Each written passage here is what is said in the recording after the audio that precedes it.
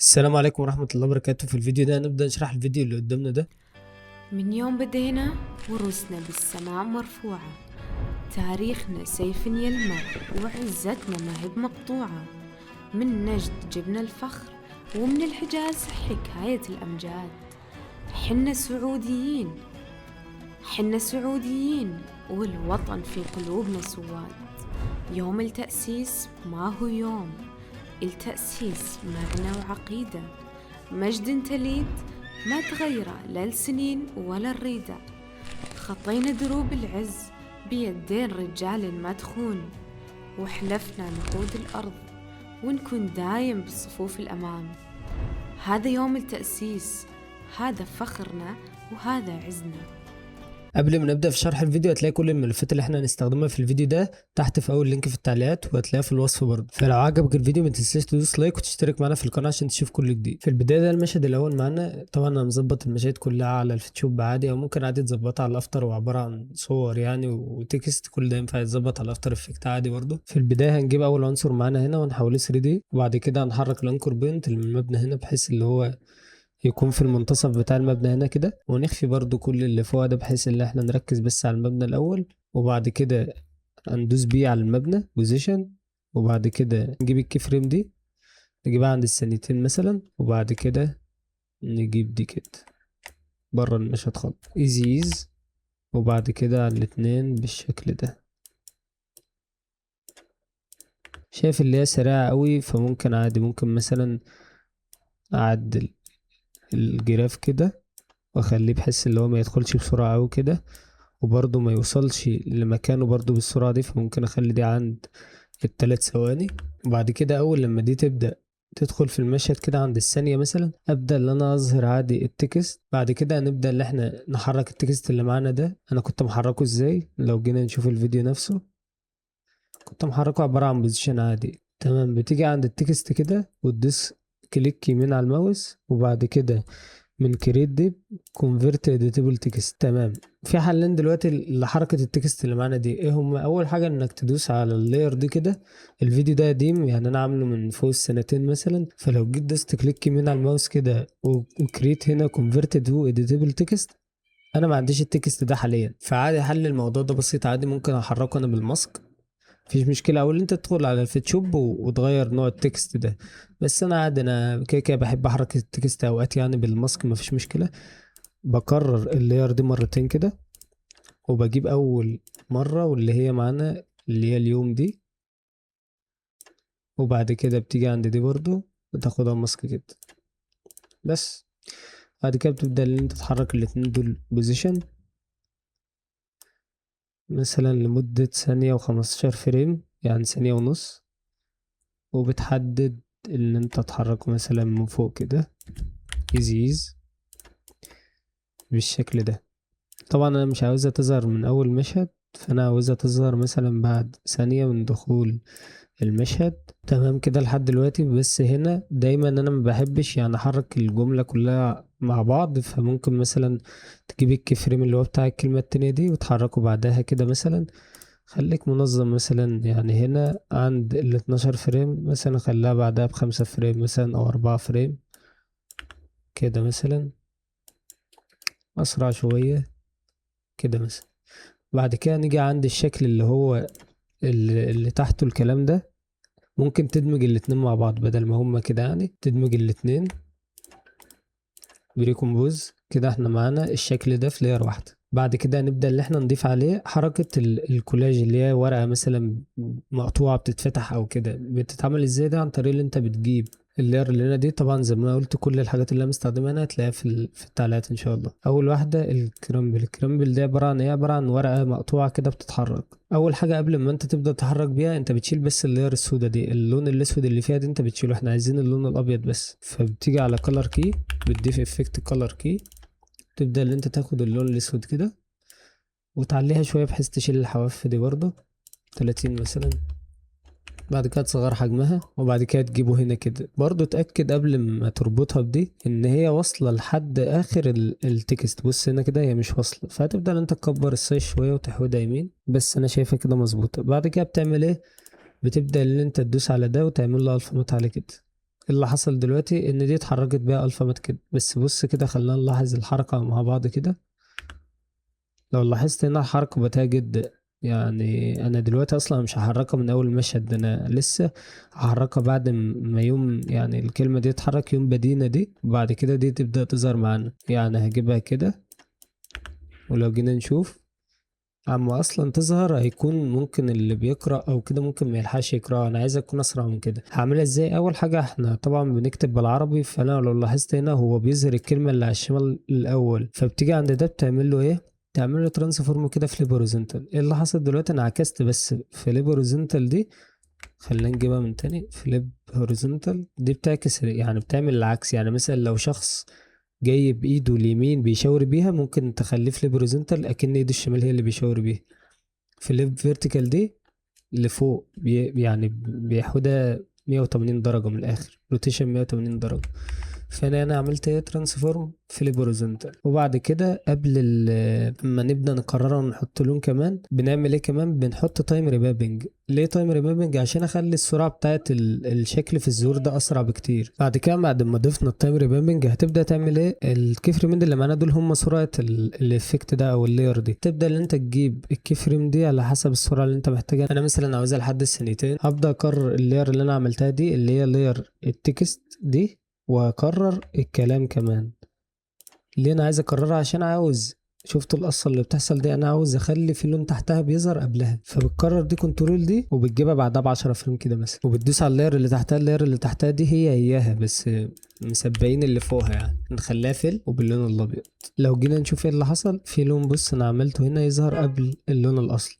تمام، بس انا حاسس ان اللون مش ظاهر اوي. ممكن عادي اخلي اللون مثلا رصاصي شويه بالشكل ده مثلا. وبعد كده انا كنت ضايف برضه على المبنى وهو بيدخل كده، كنت ضايف اضاءة كده تظهر، يعني اي اضاءة بتبقى طبعا على لاير سودا، فاعملها سكرين عشان تبدأ اللي هي تظهر على المشهد نفسه. يعتبر المشهد اللي معانا ده انتهى كده. هنبدأ اللي احنا نعمل ايه؟ الخروج من المشهد عن طريق ترانزيشن. انا عايز انزل المبنى ده لتحت والكلام ده لفوق. خلينا نعملها بطريقة سهلة خالص. اول حاجة انت بتربط ليارات الكلام ببعضها. ازاي؟ عن طريق اللي انت بتربط بس الليرين دول، ودي ودي، دول كلهم الكلام، بتعمل لهم تكست واحد مثلا، والمبنى لوحده كده، بوزيشن على الاتنين كده. وبتيجي عند الثانية اللي انت عاوز تخرج منها من المشهد اللي هي الثانية دي، وبتبدأ اللي انت تتحرك لحد مثلا ال5 ثواني. وهنبدأ نعمل البوزيشن بالشكل ده، المبنى لتحت كده والتكست لفوق كده. ونحدد الاتنين كي فريم ايزي F9 ايزي. تمام. وبعد كده من هنا انا مش عايز اخليه الانتهاء يظهر يعني او يختفي بسرعة، فاجيب الجراف اديتور يبقى بالشكل ده. بس في حاجة هنا، ايه اللي حصل؟ الكلمة اللي معانا هنا بص، اول لما وصلت هنا اختفت. ايه السبب؟ خلينا ندوس كده. لو احنا جينا هنا بص اللاير اخرها فين؟ اخرها هنا وبتقطع. طب ليه؟ هي كده اللاير نازله معانا اخرها، يعني حركه الفيديو اللي احنا جايبينه ده عباره عن فيديو اللي هو اللي احنا عاملينه على الالفا، هو كان ثانيتين بس. طب انت بتبدا اللي انت اصلا ازاي تطول الفيديو ده؟ لو انت جيت هنا وفضلت تكرر فيها فهتزود لايرات على الفاضي. عن طريق التايم ريمابنج اللي احنا عملناه ده هتبدا عادي تزود مدة الفيديو كده. طالما انت دوست، حتى لو انت مش هتستخدم التايم ريميمبنج ممكن عادي بس تدوس تايم ريميمبنج عشان تطول مدة الفيديو كده، تخليها بس معاك، يعني بدل ما تقعد تكرر فيها او تقسم ده وتشيل عليه الالفا مات. لا، دي طريقة اسهل يعني. تمام كده اول مشهد يعتبر خلص بالانتهاء بتاعه. المشهد التاني المفروض نبدأ نحرك الكي فريم من الفريم ده. هنبدأ ننزل المشهد التاني ده. كان المشهد التاني هنبدأ اللي احنا ندخل جوه الكومبوزيشن. اي لاير بتخش من البي دي اف اللي انا مدخله، البي دي اف اللي هو ملف عمل فوتوشوب، يعني بتظهر كبري كومبوز كده. نبدا اللي احنا نظبط كل ده. اول حاجه التكست اللي معانا هنا ده ماشي، انا عايز اخليه لوحده، وده الشكل طبعا، وده الاحسنه طبعا، ده العلم، ودي النوش دي اللي هي طبعا خلفيه. تمام، انا مش محتاج دلوقتي الخلفيه دي في حاجه، لان كده كده احنا معانا خلفيه اصلا ورا. اول حاجه ابدا احرك الحصان، نفس الحركه اللي انا حركتها في المبنى كنت محركها هنا. ابدا اللي انا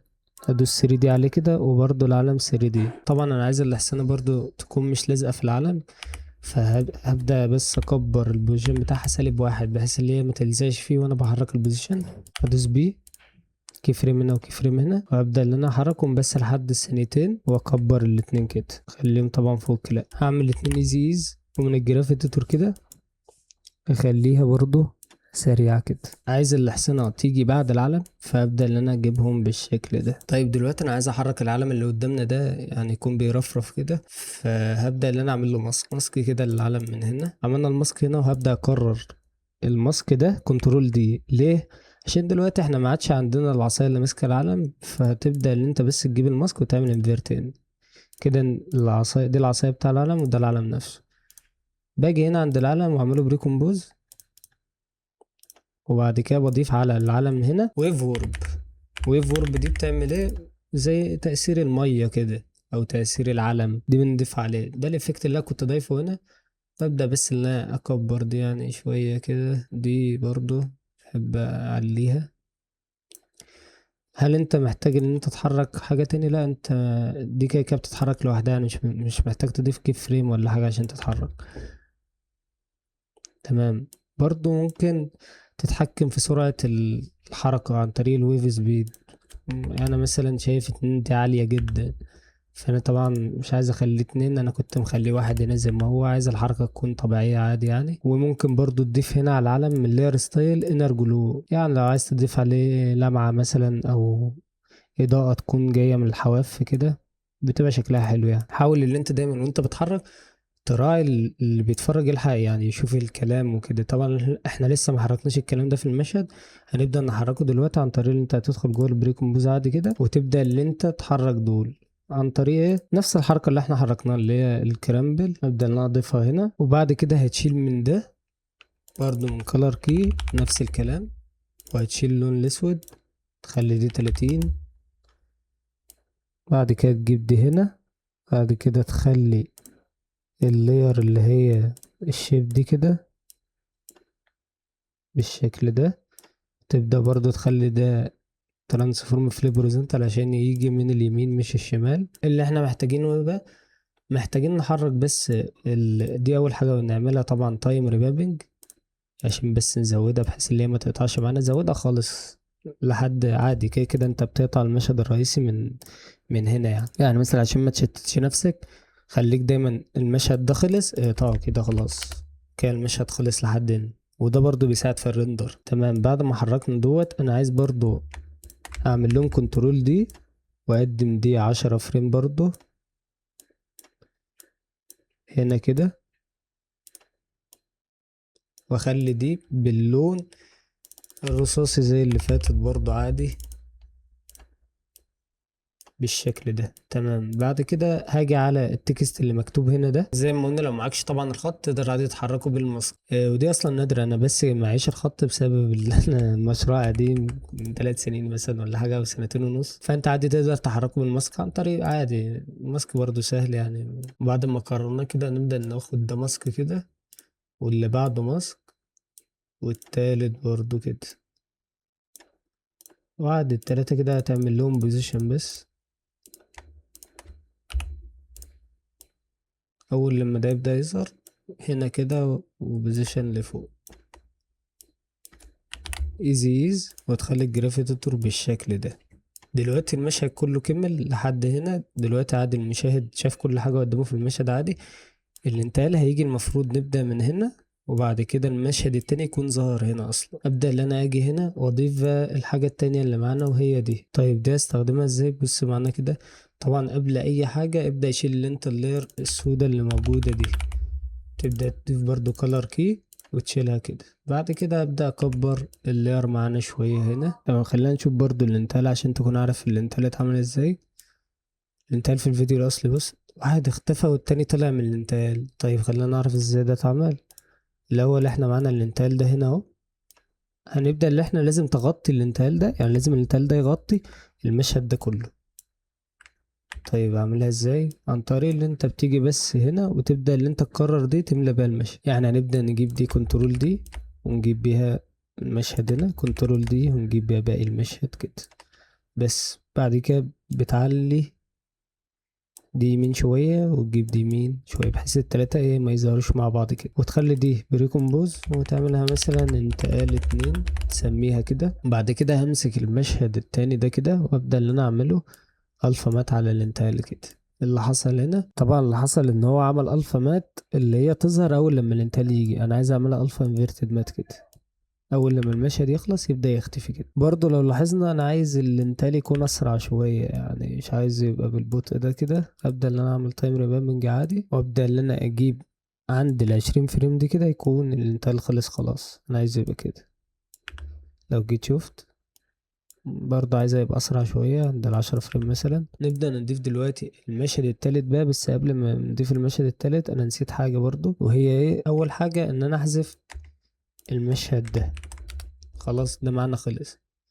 دي أول حاجة. تاني حاجة أنا محتاج إن أنا أشيل ال التكست ده، والمشهد ده بيختفي. أنا كنت مطلعه بوزيشن لفوق كده، فده اتعمل ازاي؟ عن طريق اللي أنت عادي هتضيف برضه هنا كده، وتيجي عند بص لما تيجي شغال على بريكومبوز معين وانت واقف هنا كده. انت مثلا دلوقتي لما تيجي تخش البريكومبوز انت مش عارف انت بتضيف الكي فريم هل في مكانه الصح ولا لا. بتيجي عند البريكومبوز الاصلي، تمام. انا مثلا عايز اضيف البوزيشن ده، عايز اخرجه من اول الفريم ده مثلا، تمام. فبتيجي عند البريكومبوز ده، اول لما اصلا بتحرك السهم اللي معاك ده هنا البريكومبوز بيتحرك معاه. يعني انا لو جيت من هنا وضفت حركة الكلام اللي معانا دي كلها بالشيب ده، اعملهم بس بريكومبوز، وبعد كده بي، وجيت هنا طلعت الشيب ده كده. بص كده خلاص اختفى، اتحرك في الوقت الصح فعلا. ليه؟ عشان انا عادي جيت من هنا حركت ده كده، ده بيتحرك مع اي بريكومبوز موجود في اللاير. يعني لو دوست هنا هتلاقي برضو دي متحركه معاه بالظبط. مالكش دعوه بالفريمات اللي موجوده هنا. يعني انا ممكن عادي اكون مقدم البريكومبوز هنا مقدمه شويه كده، فمالكش دعوه بدي بالنسبه للسهم اللي بيتحرك ده هنا. تمام. انا المفروض دلوقتي اعمل ايه؟ المفروض اول لما ده بدا يختفي اضيف المشهد التاني. ده المشهد التالت معانا. هنبدا نعمل ايه فيه؟ هنبدا اللي احنا نضيف عليه الانتقال ده. قرروا كنترول دي كده. بس انا عايز المشهد ده يكمل. ليه؟ لان انا لو قطعته كده خلاص ده هيظهر لكن هيختفي اول لما القطعة دي تيجي. هتبدأ اللي انت تعليه، هو كده كده الانتقال هيجي بعد الثانية التاسعة، فهتبدأ اللي انت تجيب المشهد الرابع ده كده وتعمل عليه الفا مات للي قبله كده. بص اللي حصل معانا دلوقتي.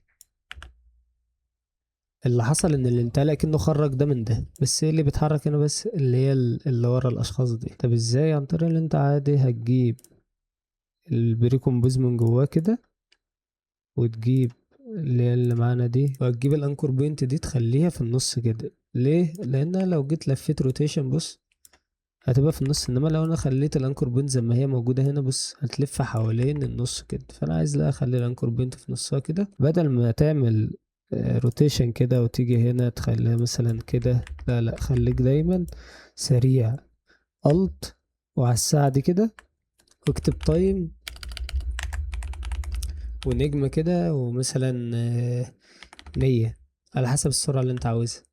انا شايف السرعة دي كويسة مثلا كده. يعتبر التلات مشاهد دول معانا يعتبر خلصوا. خلي دايما في الكولاج اسلوب البساطة هو الغالب. يعني خلي اللي يبدأ يشوف المشاهد مش لازم يشوف يعني شيبات كتير يعني مثلا ممكن واحد يشوف شيب كتير موجودة وحركات غريبة، ممكن أصلا ما يفهمش المشهد بيتكلم عن ايه. أسلوب الكولاج بالذات بيتطلب إن المشهد يكون بسيط شوية. يعتبر يعني أكتر حاجة ممكن تاخد وقت معاك في الكولاج أو أصعب حاجة ممكن مش التحريك، ممكن تنظيم المشاهد. يعني اللي انت تجيب الفكرة وتبدأ تنظم المشاهد عليها وتبان أصلا. يعني ده مثلا يوم التأسيس السعودي، فلازم تعمل حاجة ليها علاقة بيوم التأسيس مثلا. دي صور كلها ليها علاقة بيوم التأسيس برضه، هتلاقيها إن شاء الله في أول كومنت عادي. تمام. خلينا نكمل المشهد الرابع. المفروض ده يبدأ يطلع من الكيفرم اللي معانا هنا ده، فتبدأ تطلعه ازاي؟ عن طريق اللي انت بس خلينا نشوف الفيديو من هنا. بدأ اللي ده يختفي. اللي اختفى ده ازاي؟ عن طريق عادي ده سكيل، وبعد كده ده بوزيشن نفس حركة المشهد الأول. هنبدأ اللي احنا نجيب المشهد عادي كده، نبدأ نعمل له سكيل الاتنين حتى. يعني اعمل ده بريكومبوز سكيل.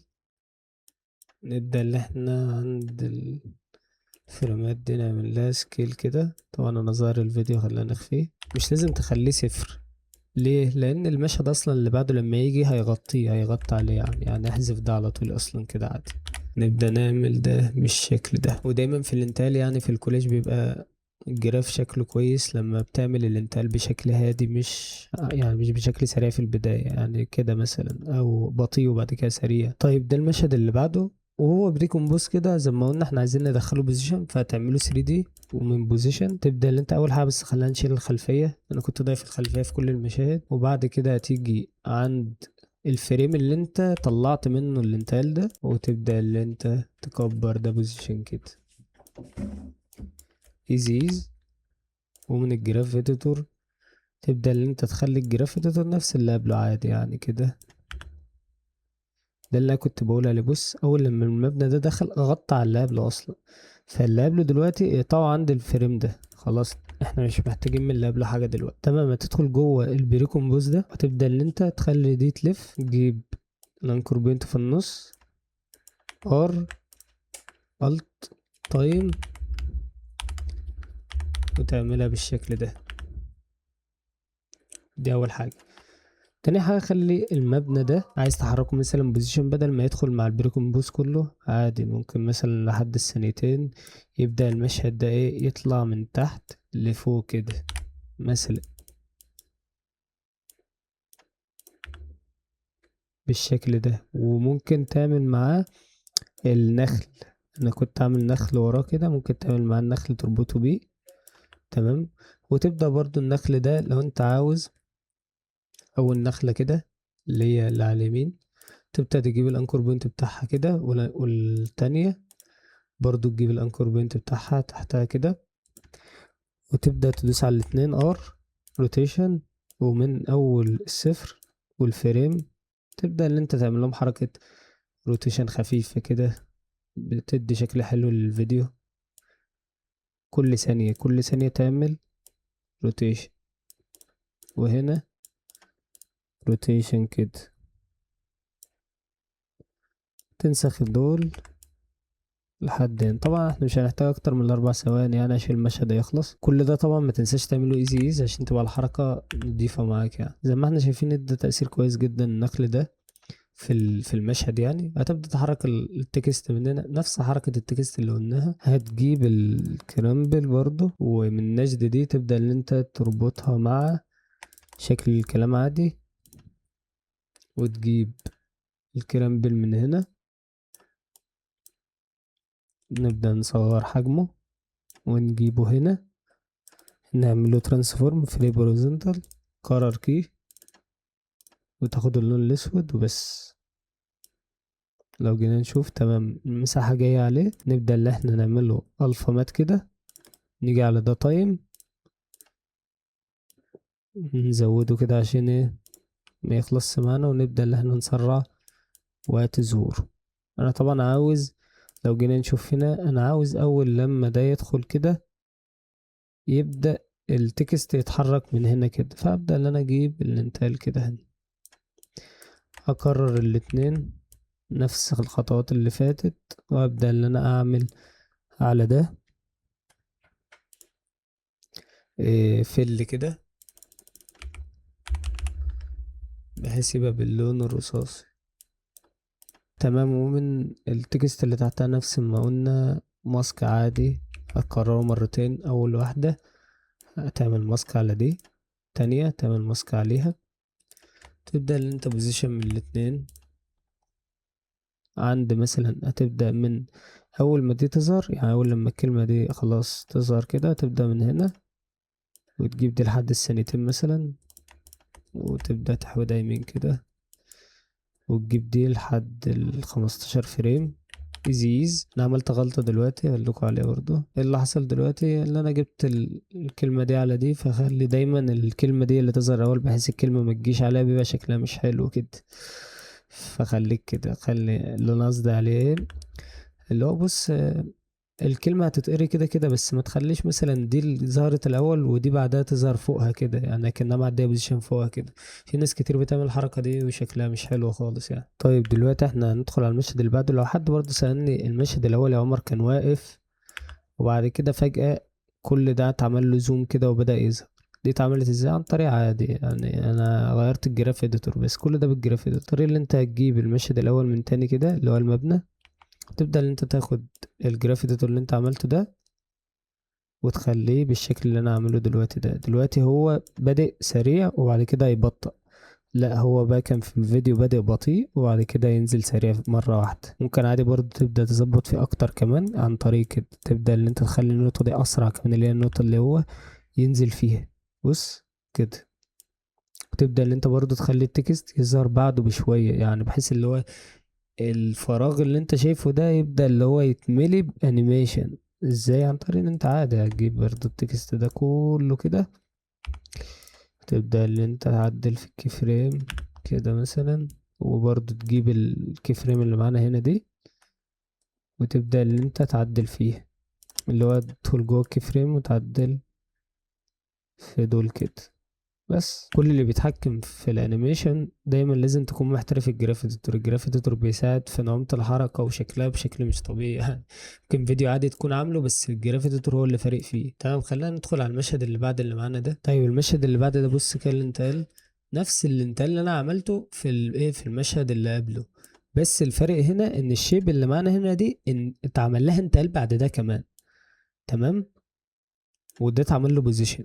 ماشي، خلينا نعمله كده. برضو لو حد بيسأل عن الزوم برضو بيتحكم فيه الكيفريم. يعني بص كده هنا الزوم تحسه خالص، لا انت ممكن تقدم دي مثلا لحد ال 12، هتقدم معاك افكت احسن بكتير. بص في لسه زوم عمال بيحصل لحد الانتقال، فده بيدي افكت ان في انيميشن لسه بيحصل في المشهد. هتيجي عند المشهد اللي معانا هنا ده كده، انا خلاص عايز من هنا يبدأ المشهد التاني يبدأ يظهر. طيب ده المشهد الخامس اللي معانا، هنعمل فيه الاول بس خلينا نخفيه عشان نعمل الانتقال على المشهد اللي قبله. الانتقال ده اللي هو اللي احنا سميناه انتقال 2، عن طريق انت بس هتضيف كنترول دي كده وتجيبه فوق المشهد ده وتعمل عليه الفا مات. عايز طبعا اخليها انفيرت.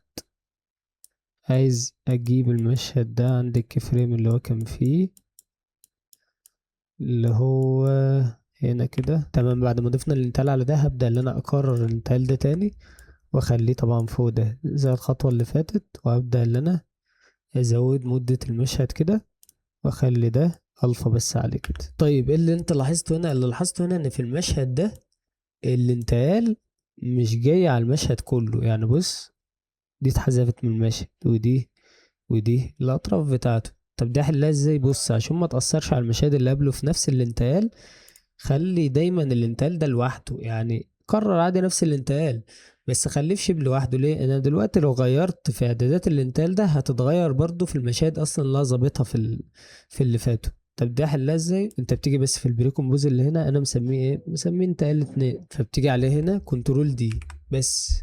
ايه الفرق هنا يا عمر؟ انت لو قررته تحت، يعني لو قررته هنا التغيير اللي هيتعمل عليه يتعمل عليه عادي في كل اللي انت قررتهم في المشاهد هنا، انما لما تكرره من البروجكت من هنا لا، دي تختلف.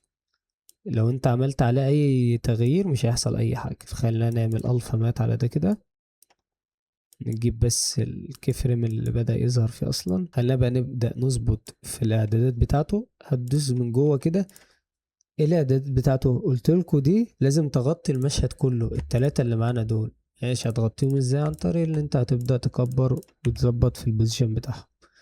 تكبر ده كده وده شوية وده برضو شوية. ده طبعا لازم يجي على الأجزاء اللي تحت واللي في النص. لو جينا نشوف بدأ اللي هو يظبط اهو، ظهر الأجزاء اللي تحت ودول لسه برضو. فبتبدأ تظبط فيه برضو ايه اللي تحت. مثلا تبدأ تكبره شوية كده وتجيب يمين، وده برضو نفس الكلام. انت ممكن اصلا يعني تكبر دول كلهم بحجم المشهد كله وتشوف النتيجة. بص كده جميل. اللي حصل برضو دلوقتي بص هنا من فوق اللي تحته برضو نفس المشكلة اللي حصلت في ده. بتكرر ده عادي وتجيب ده هنا وتشيل الانتقال التاني وتخلي اللي تحته الفا انفيرتد مات على ده عشان يظبط برضو ايه معاه كده. لو جينا نشوف اللي تحت ايه اللي مش مظبوط فيه الانتقال بس مش جاي على الناحية دي، بتبدأ تكبر البوزيشن شوية كده بس. بعد كده بتدوس جوه البريكومبوز ده، الشيب ده زي ما قلنا اتعمل له انتقال تاني. فبتبدأ اللي انت الاول تجيب النقوش وتخليها روتيشن زي المشاهد اللي فاتت، تايم نجمة مثلا 100 زي ما احنا حركنا عادي. وبتبدأ اللي انت تعمل ده بالشكل بريكومبوز كده عشان نعمله في الانتقال. ممكن حتى تعمل الانتقال بحاجة تانية بدل نفس الانتقال، تعمله بحاجة زي اللي انا ضايفها هنا دي بنت افكت، او ده اللي احنا استخدمناه. كنت اعمله بالبيبر. طيب البيبر ده اول حاجة بعملها ان انا بشيل اللون الازرق، بشيل اللون الازرق كده وابدأ اعمله كده. ده اول حاجة. تاني حاجة لو انا لاحظت هل هو جاي مساحته عليه، جاي مساحته عليه عادي تمام. خلاص انا مش عايز اشيل اللون الاخضر. في ناس بتشيل اللون الاخضر عليه، لا انا مش عايز اشيله. الاضافه اللي انا كنت عاملها انا مش ما شلتوش يعني. هاجي كده اعمل دي، اشوف شكله كده جميل جميل. بعد كده هبدا ان انا اكرر ده عادي واعمله كده واجيب ده بعده، بحيث ان انا اضيف لون للافكت وهو بيظهر يعني. خلي باللون الرصاصي. طبعا بلتة الالوان دايما وانت شغال على اي مشروع انا عمال بضيف يعني ممكن عادي كود اللون بتاع الرصاصي يكون مختلف، عمال بخليه مختلف عن اللي قبله. لا وانت شغال خليك مثلا بلتة الالوان تكون فوق على الشمال كده، يعني اي لون دلوقتي مثلا كده يعني. طيب احنا دلوقتي وصلنا لنهاية الفيديو. لو واجهك اي مشكلة في التطبيق او اي حاجة اكتب لي في التعليقات، مفيش اي مشكلة وانا ان شاء الله ارد على طول. وبالنسبة لو عايز انواع تاني من الفيديوهات دي برضو اكتب لي عادي في التعليقات برضو عادي، ان شاء الله ممكن نعمل انواع كتير منها. وبالنسبة للتطبيق على الفيديو عادي، لو انت مش عايز تطبقه بالظبط زي ما قلنا انت عادي ممكن يعني. هنا مثلا انا ما شرحتش ان انا ضفت ايه اللي عمال بيتحرك في الفيديو ده. ده عبارة عن تكتشر متحرك اللي عمال بيتحرك ده. انا مثلا ما شرحتش ده عادي. انت ممكن تضيف الطيور دي مثلا عادي برضو، انت ممكن تضيف الحاجات دي بنفسك. مش لازم مثلا نفس الحاجة تقلدها بالظبط، لا انت ممكن عادي تعمل حاجة اقوى كمان. دايما في الكولاج زي ما قلنا الساوند افكت بيأثر قوي، يعني الورق اللي هو اللي بيتقطع ده الساوند افكت طبعا بيبقى شكله حلو قوي. والانتقالات بيبقى شكلها حلو جدا في الكولاج. بس دايما حافظ على الالوان والبساطة. بس كده، السلام عليكم ورحمة الله وبركاته.